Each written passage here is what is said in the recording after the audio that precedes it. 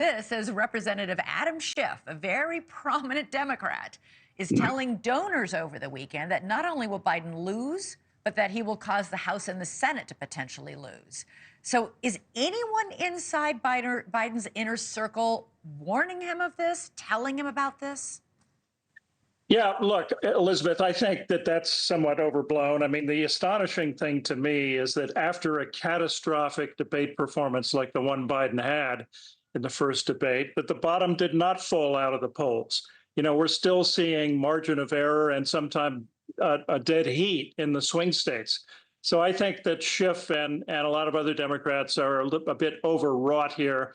As far as the donors are concerned, I talked to a really prominent one right after the debate. He said that, July and August are dead for donations in any event. The floodgates open again in September and online contributions flood in.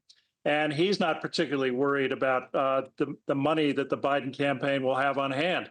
So look, every day, this is the fight of Joe Biden's life, the title of my book, which I had no idea would be so apt.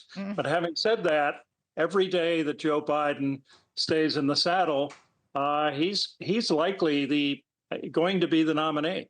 Yeah, but listen, Adam Schiff he is a prominent Democrat who helped prosecute the case against Donald Trump in his first impeachment trial and played a big role. And I mean, he's very prominent. For him to be sounding this alarm is something. And then we also have a group of House Democrats who are reportedly trying to rally support for changing the nominating path and rules in the convention coming up in a few weeks to allow for potential challenges to Biden.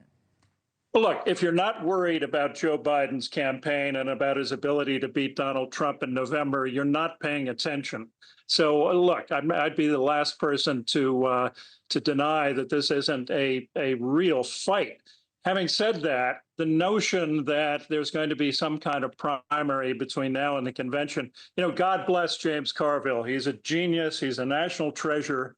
But this notion that we could have a primary in which there are a bunch of town halls with other candidates auditioning is just nutty. I don't know anybody who thinks that that could happen.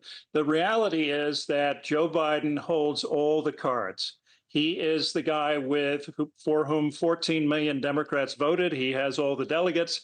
This is not 1974 when Barry Goldwater could go to the Oval Office, tap him on the shoulder and step aside. It's just not. Yeah, when you were on the show last, we were talking about how tightly controlled this White House is, and that Biden is in a bit of a bubble. Is he really getting the accurate information? Because if people like Adam Schiff are this worried, and if donors are calling up super PACs and saying we're not giving you $90 million in donations, and as long as Biden's at the top of the ticket, those are all like red alerts, aren't they? Well, 'twas ever thus. I mean, every president lives in a bubble. Barack Obama used to call the White House a bubble. Joe Biden called it the tomb. I mean, he knows that you don't always get as much information as you'd like. And in fact, he always relied on Jill Biden, ironically, since many people think that Jill is encouraging him to stay in the race against the evidence. But he always relied on her to pierce the bubble, to come back to him and say, you know what, Joe, here's what people are really talking about. So, yes, this is true of every president. And all you can do is hope that there are those among his inner circle. I wrote a whole book about this called The Gatekeepers, about White House chiefs of staff. And the most important duty is to tell the president what he doesn't want to hear. I don't know if anybody's doing that right now. By the way, very quickly, Chris, you were actually surprised. You report that Biden was actually surprised by the enduring power of the MAGA movement that we're seeing on full display in Wisconsin this week. Absolutely. I mean, that's the reason Joe Biden is running for re-election.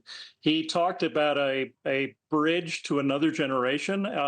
Many people thought he was intending to serve one term, but the thing that shocked him more than anything else during his presidency was the lasting power of Trumpism and MAGA. He thought it would be in the rearview mirror by now. He thought he had a mandate of 7 million votes and that we would have moved on by now, but we haven't.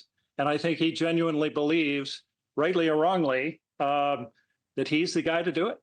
Thanks so much for watching. Go to joinnn.com to find NewsNation on your television provider. And don't forget to click the red subscribe button below to get more of NewsNation's fact-driven, unbiased coverage.